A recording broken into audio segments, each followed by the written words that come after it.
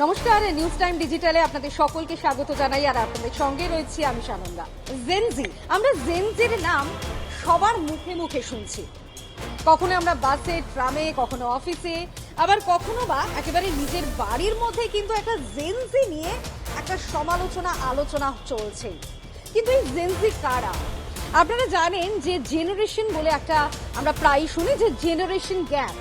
সেই generation gap থেকেই হয়তো এই জেনজিদের একটা বলা যেতে পারে যে তাদের একটা সূত্র বেরিয়ে এসেছে। প্রধানমন্ত্রী নরেন্দ্র মোদী যখন তিনি ভিডিও বার্তা দিয়েছেন সে সময় জেনজির কথা তার মুখে উঠে এসেছে।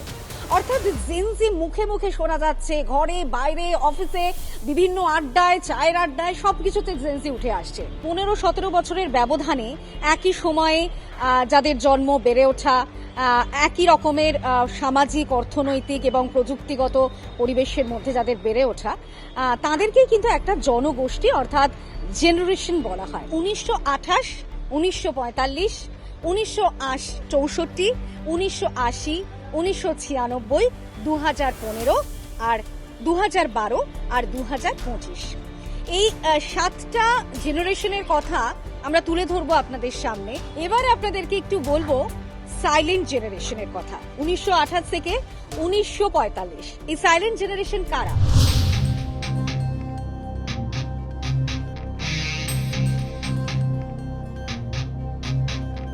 এদের প্রথমেই যেটা সব থেকে বড় বৈশিষ্ট্য তা হচ্ছে এরা যুদ্ধ দেখেছে। এই সাইলেন্ট জেনারেশনের যারা জন্মেছে 1928 থেকে 1945, তারা যুদ্ধ দেখেছে। আর তারা যুদ্ধ দেখেছে, ব্ল্যাক অ্যান্ড হোয়াইট দেখেছে, এবং তারা সব থেকে বেশি যেটাই অভ্যস্ত ছিল সেটা হচ্ছে রেডিও। তারা রেডিওতে অনেকটাই তারা অভ্যস্ত, তারা রেডিও শুনতো।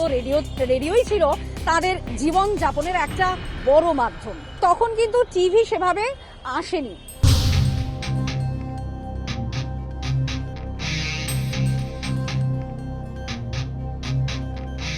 বেবি বুমারদের কথা আপনাদের আমরা একটু বলবো। 1946 থেকে 1964 এই সময়টার মধ্যেই বেবি বুমাররা, তাদের এই প্রজন্ম। বেবি বুমারদের ক্ষেত্রে যেটা সব থেকে আগে বলা যায়, এরা হচ্ছে একটা ফাউন্ডেশন, অর্থাৎ ফ্যামিলি পিলার হচ্ছে এই বেবি বুমাররা। তাদের কাছে ফ্যামিলি হচ্ছে সব থেকে বড় ম্যাটার, এবং তারাই প্রথম বলা যেতে পারে স্বাধীনতার পরবর্তী জেনারেশন এই বেবি বুমাররা। এবং তাদের কাছে একটাই প্রথম এবং শেষ সব গুরুত্বপূর্ণ বিষয় ছিল, সেটা হচ্ছে ফ্যামিলি। এবং স্বাধীনতা পরবর্তী এই প্রজন্ম, তাদের কাছে স্টেবিলিটি এবং লয়্যালটি, এই দুটো ফ্যাক্টর কিন্তু অত্যন্ত গুরুত্বপূর্ণ ছিল। এবং এই যে স্কুটার কিন্তু এই স্বাধীনতা পরবর্তী প্রথম এই স্কুটার এই প্রজন্মতেই দেখা গিয়েছিল।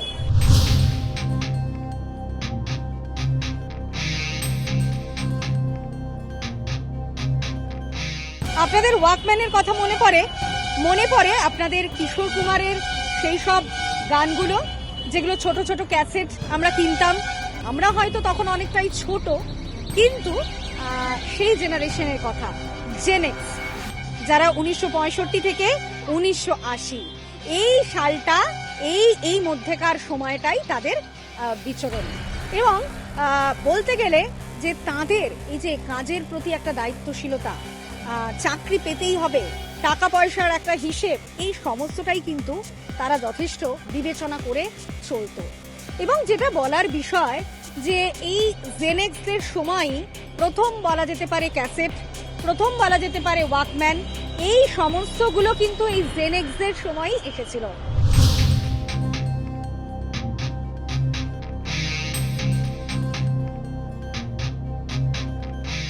এবারে আমরা একটু বলবো মিলেনিয়ালদের কথা।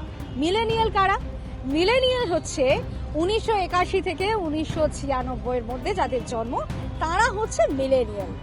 আর এই মিলেনিয়ালদের বৈশিষ্ট্য হচ্ছে সব থেকে বড়, তারাই প্রথম ইন্টারনেটের প্রথম জেনারেশন।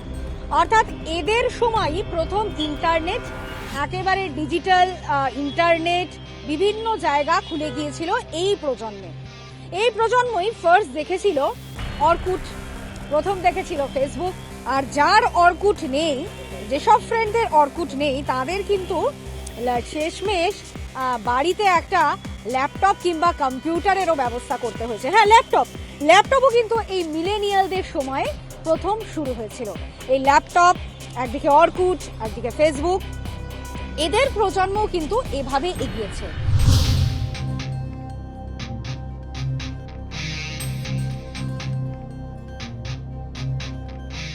এআই এর সঙ্গে কথা বলছেন আর চটজলদি এআই এর থেকে উত্তরও পেয়ে যাচ্ছেন, এটাও কি সম্ভব? সঙ্গে সঙ্গে প্রশ্ন আর সঙ্গে সঙ্গে উত্তর। আগে তো দেখা যেত যে একটা বিষয় জানতে গেলে একেবারে খুঁটি নাটি সমস্তটা ঘেঁটে ঘুঁটে তবে আমরা একটা উত্তর পেতাম, কিন্তু এখন সেটা নয়। এখন আমরা চটজলদি যেমন প্রশ্ন করছি তেমন ভাবে চটজলদি আমরা উত্তরও পেয়ে যাচ্ছি। হ্যাঁ, এটাই করছে জেনজিদের কথা আপনাদেরকে বলছি, যাদের জন্ম 1996 থেকে 2012 সালের মধ্যে। আর এই জেনজিরা তারা একটা অসংগঠিত আন্দোলনকেও সংগঠিত করে ফেলছে। তাদের কিন্তু বইয়েরও আশ্রয় নিতে হচ্ছে না, শুধুমাত্র একটু হাতের কারিকুরিতে তারাই জেনে নিচ্ছে বিভিন্ন সারা দুনিয়ায় কি ঘটছে। তবে জেনজির আইকিউ লেভেল নিয়ে কিন্তু একটা প্রশ্ন উঠছে, কারণ যেভাবে তারা চটজলদি সবকিছু পেয়ে যাচ্ছেন শুধুমাত্র ইন্টারনেটের মাধ্যমে, তারা তাদের মাথাটা কতটা খারাচ্ছে সে ব্যাপারে কিন্তু একটা চিন্তা, যত একটা উদ্বেগ রয়েছে বিশেষজ্ঞদের একাংশের মধ্যে।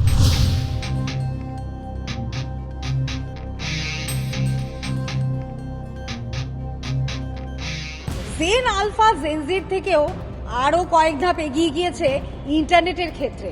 যেমন জেনজিরা এআই এর সঙ্গে কথা বলছে, আবার চ্যাট জিপিটির এআই এরই একটা মাধ্যম, যেখানে চ্যাট জিপিটিতে চলে গেছে হচ্ছে এই জেন আলফারা।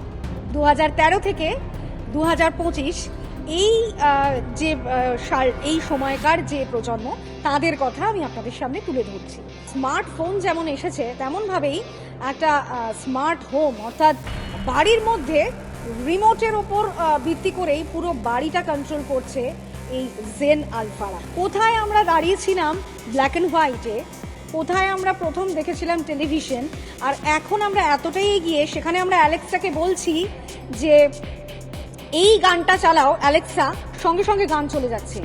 আমাদের কোনো সার্চ নয়, কোনো রাইটিং নয়, শুধুমাত্র মুখে বলছি আমরা দূর থেকে, অ্যালেক্সা সেই কাজটাই করে দিচ্ছে। ভাবতে পারছেন আমরা নেট দুনিয়ায় কতটা এগিয়ে গিয়েছি? তাদের ভাবনায়, তাদের কাজে, তাদের বিভিন্ন জীবনযাপনে সমস্তভাবেই কিন্তু জেন আলফাও অনেকটাই এগিয়ে জেনজির থেকেও।